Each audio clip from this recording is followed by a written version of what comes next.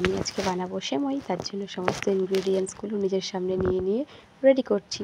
তো আমি নিয়ে নিয়েছিলাম ইলেকট্রিক কেটলি, চিনি, জলের বোতল, পাউডার দুধ। তো এবার ফার্স্ট প্রসিডিওর, আমি ইলেকট্রিক কেটলিতে অল্প করে জল দিয়ে দিলাম।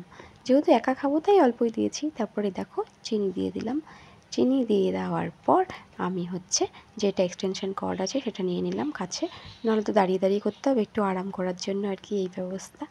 তো তারপর গিয়ে ইলেকট্রিক কেটলিটা ওখানে সেট করে দিলাম, সুইচ অন করে দিলাম। এই দেখো আলো জ্বলে গেছে।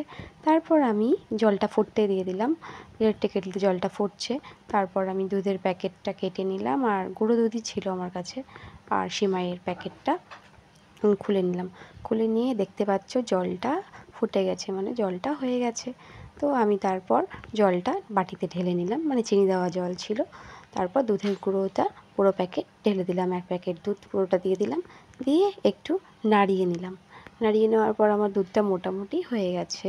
তারপর আমি, এটা তো ভাজা সেমাই ছিল, ঘিয়ে ভাজা, তো এটা আর নতুন করে জাল দিতে হয় না। জাস্ট এখানে ভেঙে গুঁড়ো করে দিয়ে দিলাম।